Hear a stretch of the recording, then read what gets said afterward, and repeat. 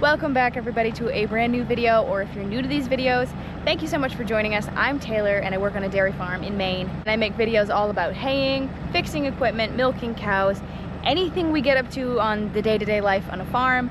So if you enjoy watching those kind of videos, please don't forget to subscribe. So this morning, I say it's morning, but it's actually afternoon. It's like 12, maybe it's almost 1 o'clock by now. We're up here baling green feed bales. This is the last of this field. So this field has been going for us for about a week. So we're gonna pick up the last two. I just baled them. So we got one here and one over in front of the Massey somewhere. And then we're also gonna pick up these 4 wrapped bales and we're gonna take those back with the sawdust truck. So I'm gonna drive the Massey home. Fun fact, I fueled the Massey up when we were spreading manure on the first day. I didn't fill it. I'm pretty sure I put in maybe a little more than half a tank, like close to 3/4 of a tank. I spread that entire day, and then I spread the next day for like 3 hours, and then I've baled this whole section with it, and it still is plenty of fuel in it.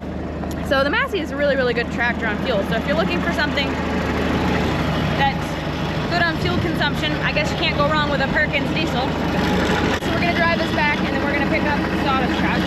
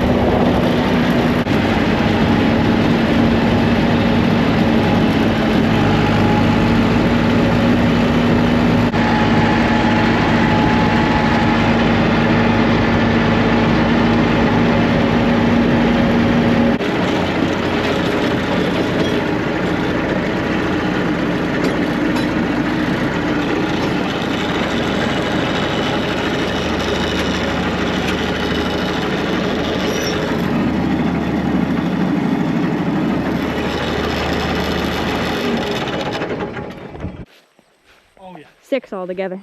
Yeah. Tomorrow morning we'll hook onto the more and I'll start mowing more. Okay. Are you gonna do that little field first? Yeah. The little tiny one? Not today though. No, I figured. That's Brent, by the way, if you're new here. He's my boss, owns the farm, works with me. And this is the yellow dog. Yellow dog called up on again.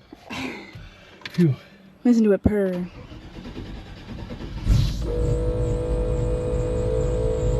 Just like a new one. And then all the lights come on. Just kidding, only one.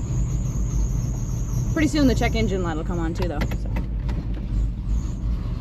Where do I gotta go here? Yeah, you can go around that spreader, I think.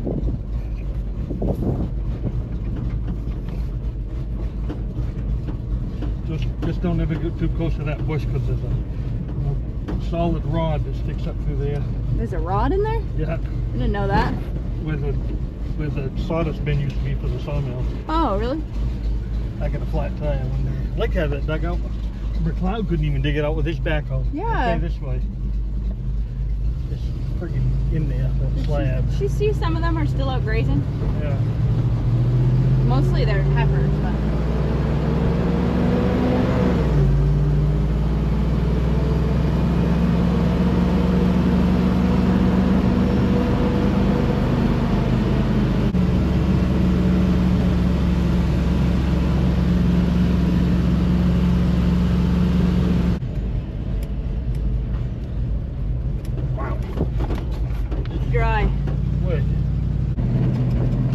just burned up. I mean, look, everything's gone. Even the weeds are burning.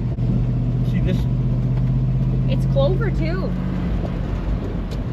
Good grass if it just survived this horrible weather. There was a rain cloud over there when I started baling.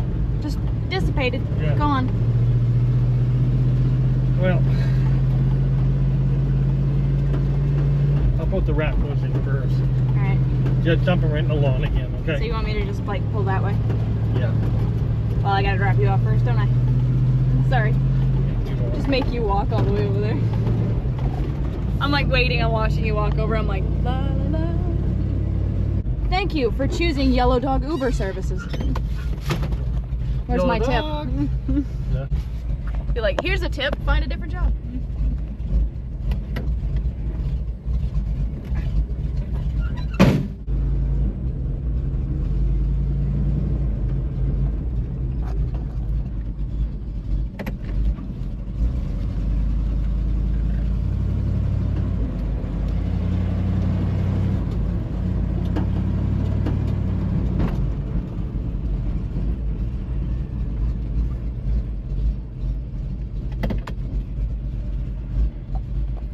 We have very little fuel because somebody was supposed to stop and put fuel in when they brought the truck back from the mechanic shop, but they forgot with me.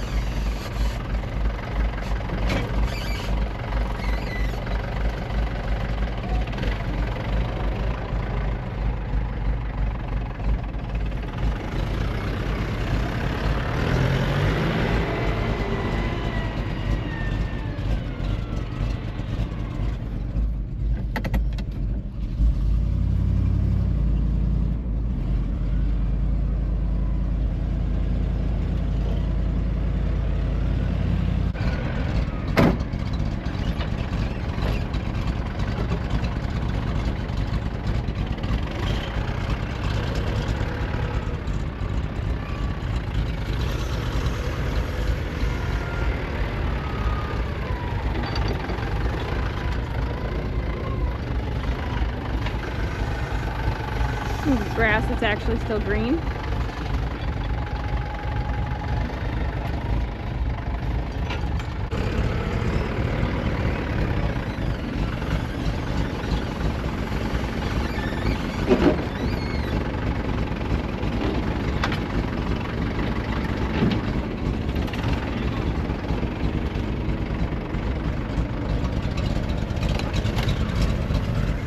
So he's gonna grab the Kubota back. I'm gonna take these back and dump them same place I dumped the last one, so right next to the dumpster.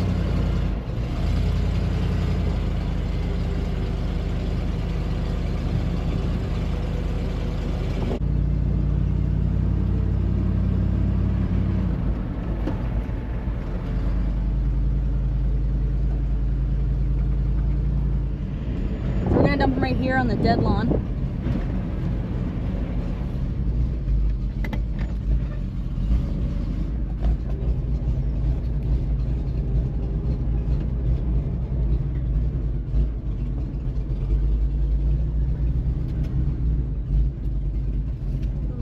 Should be good. And then I am short, so I have to sit so close to the PTO dump body that I have to put the seat back, barely reach the pedals. And then you turn that on, pull this back and dump it. But I only have one camera working today, so we're gonna go set you guys out there and then we're gonna dump it.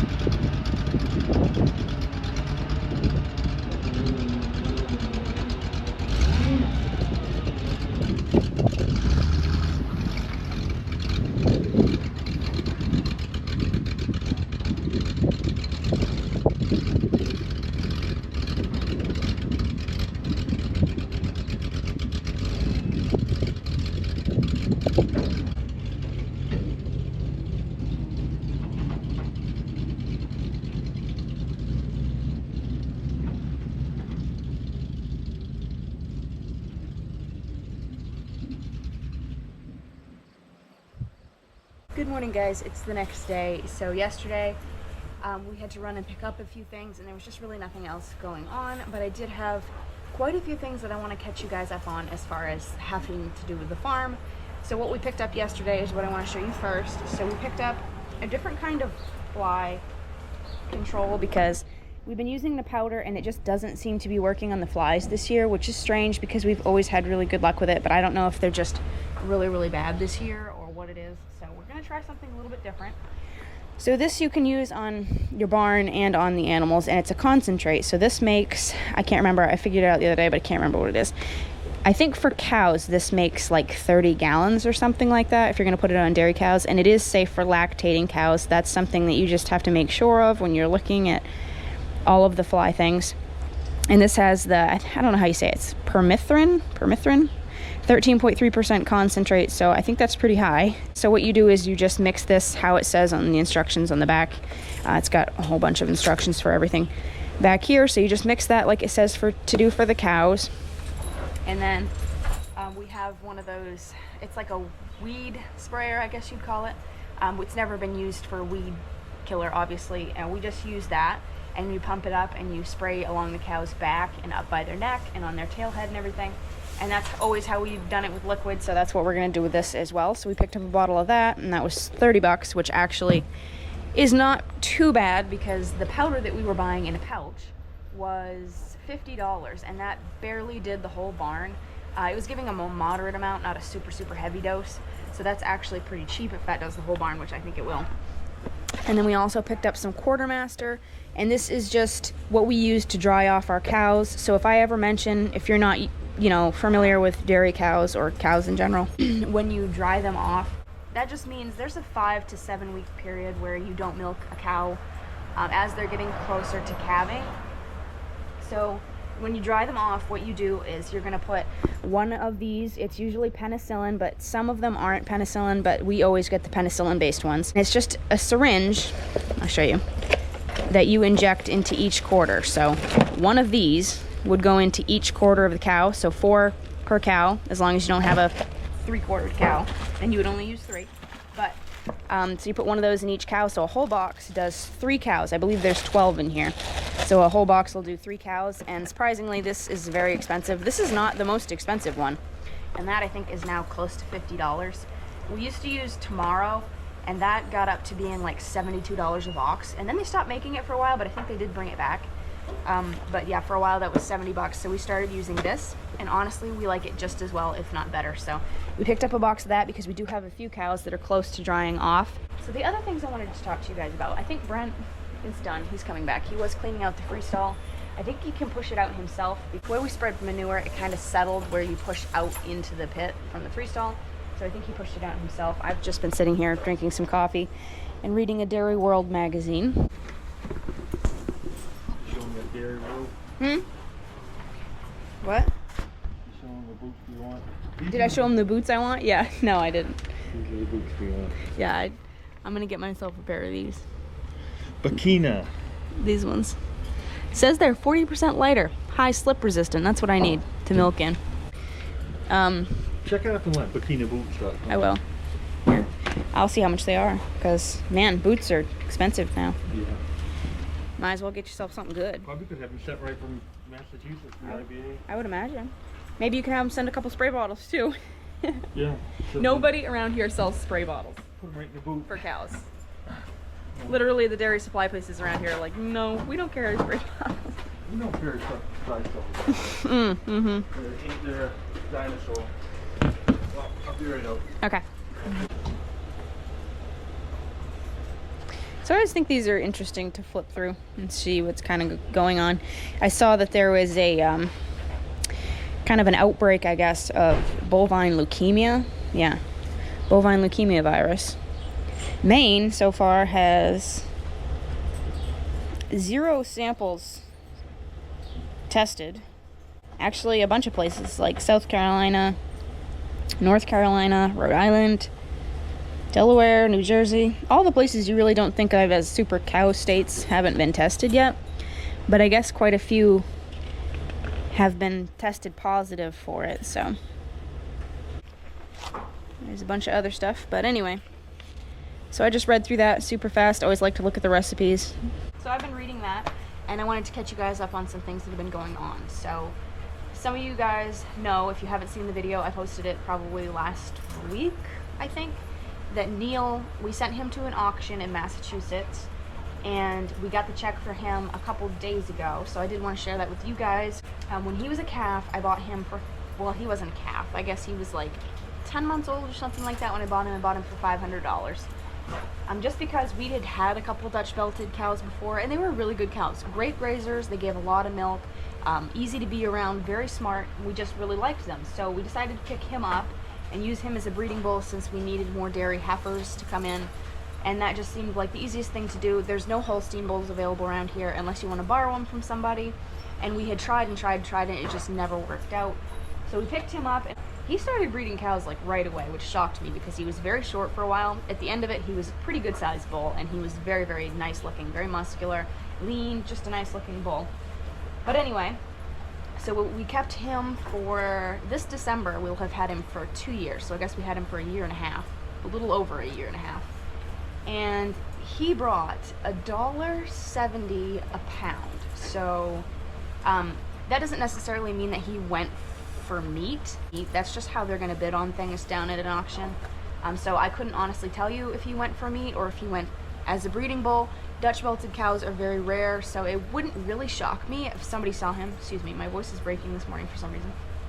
It wouldn't really shock me if somebody bought him as a breeding bull, because you just really don't see them a lot. So it's very possible that somebody bought him for that reason. So I don't really know if he went for beef or he went for a breeding bull. And honestly, I don't really want to know if he went for beef because I just get attached to all animals and I don't really like to know that. So he weighed just over 1,000 pounds. He weighed like 1,024 pounds or something like that. And he brought like I said, $1.76 or something like that. So the whole total for him ended up being just shy of $1,900. And then we had trucking, which is about $90, and then like beef promotion and then commission for the auction house and everything. So it ended up taking out like $120 or something like that for all of that. So I ended up getting a check for him that cleared $1,680 something. So that's pretty good since I only paid $500 for him, and Brent fed him this whole time so that he could have his cows bred back and get his calves from him. I had the calves that he kept are his. Those cows that he kept, those are his. But the calves that he sold from him, I got half of that. So it was a pretty good deal for me and Brent because he got his cows bred back, got them to come back into lactation. He got a few calves out of it, and he also got half of the calves that sold. So it was a good deal for both of us. Back again. This video is going to be so messed up, guys. Sorry about that. It's much later in the day. It's actually a little past 3 o'clock. I'm headed back to work. It's much warmer today than they said it was going to be. It's already like 85, or it is 85. I guess it's not going to get any warmer today, but it was 85 today or 87 or something like that. And they said it was only supposed to be 81 today, so a little bit warmer than they said, and then tomorrow's supposed to be warmer than this. So we're kind of getting back to our hot weather. But anyway, I did some mowing today for green feed. I didn't take you guys along with me because the field that I was doing is particularly ledgy, and you have to pay really, really close attention to all the rocks and legionels and things so you don't damage the mowing machine. So I was basically just watching the ground the whole entire time, and it would have been pretty hard to take the camera along. So I just did that really quick, and then that's all we did today. I went home for a little bit, and then I'm headed back. Like I said, it's 3 o'clock. So what we're gonna do when I get back is we have a vacuum wash to run. We try to do that once every couple of weeks. So we're gonna run that, and I'll show you guys how we do that. Some of you guys have probably already seen that, but if you haven't, you might find it interesting. So we're gonna do that, and then we're going to clean the vacuum tank, which is in the milk room. It's kind of in the corner on the floor. I'm gonna clean out the whole inside of that. Sometimes it'll suck up milk, like if milk gets over into the receiving jar and when it shouldn't, like a machine falls off, or you accidentally have a wire off, and some of the milk can get into the vacuum pump, which obviously if it sits there for any amount of time, especially in this heat, it's going to get curdled and really disgusting. So we're gonna clean that out. And then there's also a jar which catches most of what I was just talking about, that overflow. That also needs to be cleaned, and we clean that once a week. So Brent's gonna do that jar, I'm gonna do the vacuum tank, and I think we're gonna run the vacuum line first. A lot of you guys were wondering why my truck is so dirty. It's because I travel dirt roads every day, and that's why you're hearing all the potholes. So we'll be there in a minute, and I will show you guys how we do everything to keep everything clean.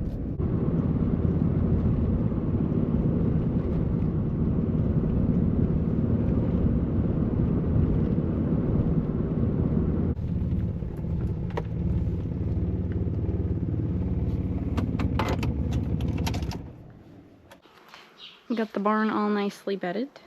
So the first thing I'm going to do is run the vacuum wash in the vacuum line, because if I'm going to be cleaning out the tank, if any more junk is in the line, why is it so dark? There we go. If any more junk is in the line, I want to get that out first, because that's going to go in the vacuum tank. So I don't want to have to clean it out twice, if that makes any sense. So the first thing we're going to do, this needs to be pulled down if you're doing a vacuum wash. So we're going to pull that all the way down.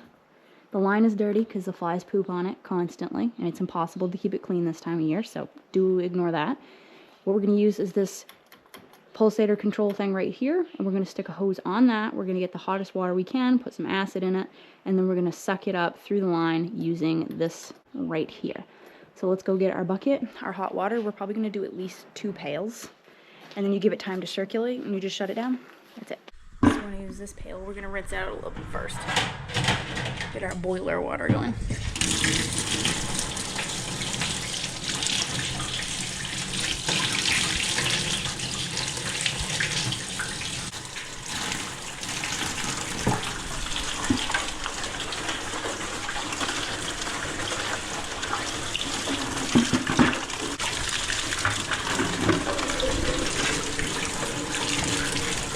It's so hot.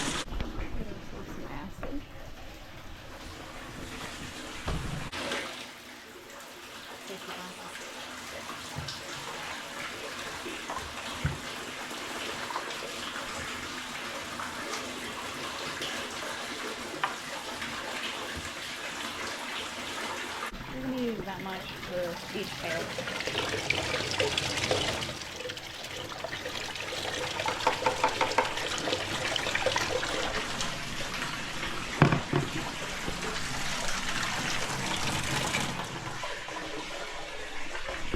Okay, now we just need to start it.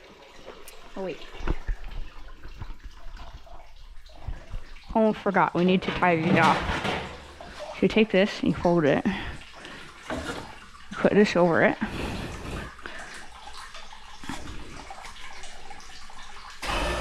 And do the same thing with this one.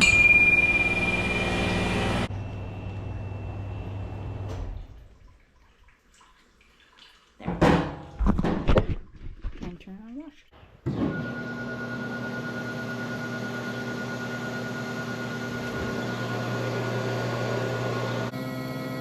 Alright.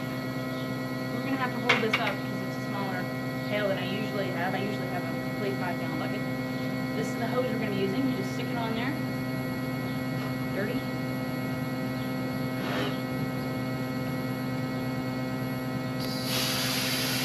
can hear it. And you just suck up your pail of water.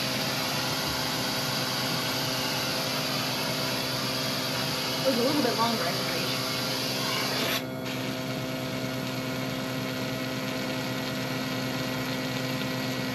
And every once in a while you just take it out and let it suck that up. Stick your thumb over it.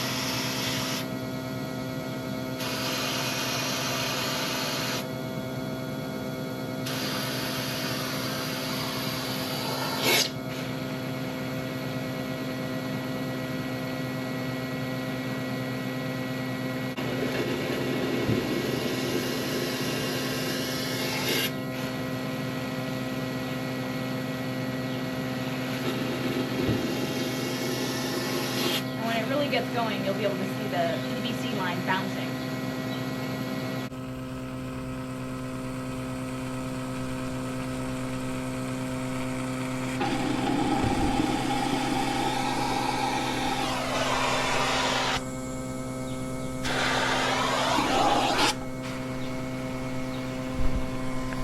Now you see what I mean. Watch that PVC line corner over there.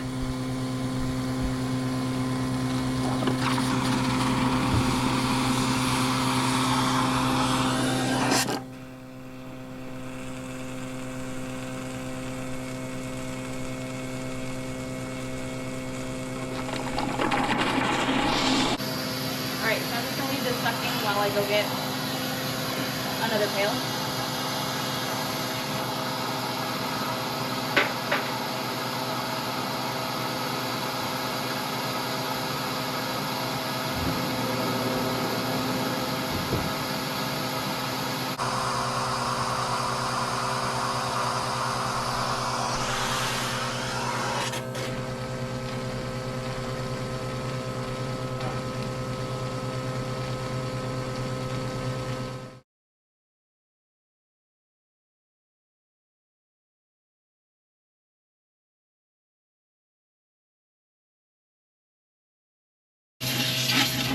3.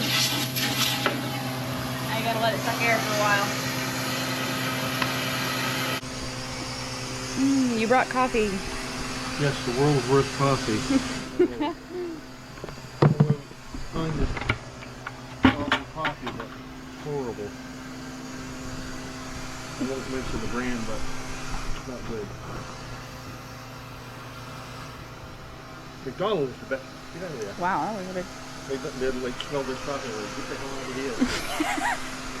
Alright guys, so I got so wrapped up in cleaning that I forgot to show you. Brent took the jar off. I'm just about to put it back on, so he took that off, cleaned it up. Now we're going to put it back on. So this ball just goes in that side, and then you just put it back on. I'll show you. The tank is washing. Put it back on. Get the ball on the right side? Ready? Yeah.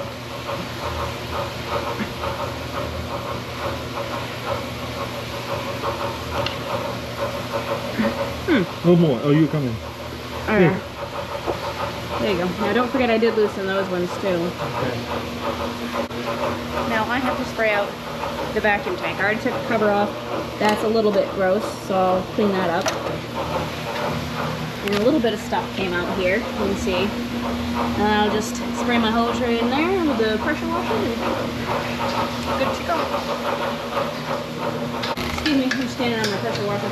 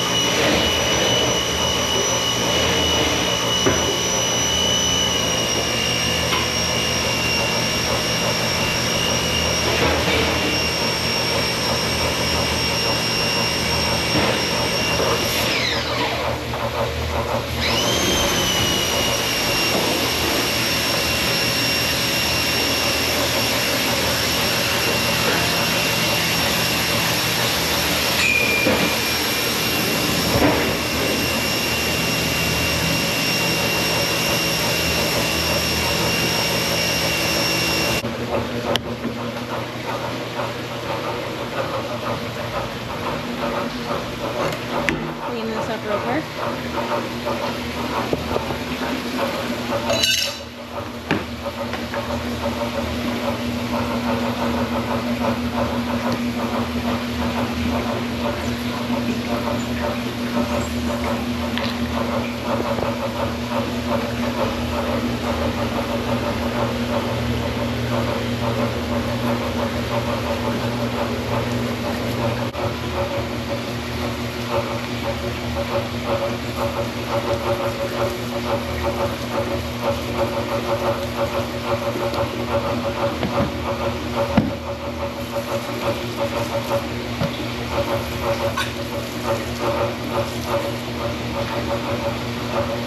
There.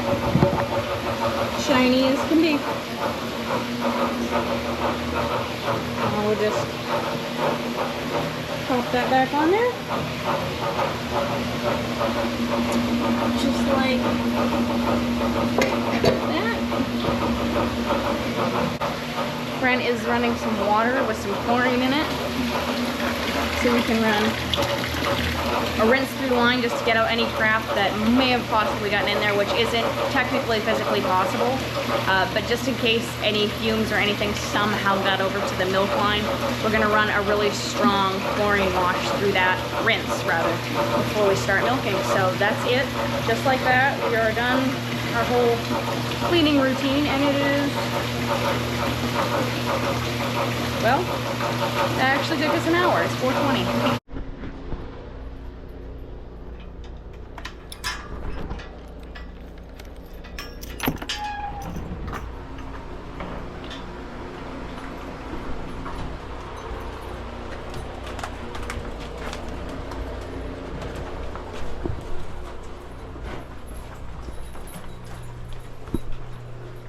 Oh, there's the heifer that's bagging. Well, it's gonna show you her bag, but she's taking a poop, so See her bag, nice and square. We actually have gotten her inside. You can see she's got a chain on. I don't know, maybe you guys can't see that, but she has a chain on. We did get her inside once and it was not a good time. But it will make it a lot easier to get her in again. So I hope you guys enjoyed this video. Kind of the calm time between first crop and second crop. Well, second crop, what should have been our second crop season. But if you did enjoy it, please don't forget to give it a big thumbs up, comment down below. I hope you guys had a great weekend. You'll be seeing this on Sunday. So your weekend will be pretty much over, but I hope you have a good upcoming week as well. And I'll see you guys, as always, on Thursday. Keep it real, keep farming, and I'll see you guys next time. Bye.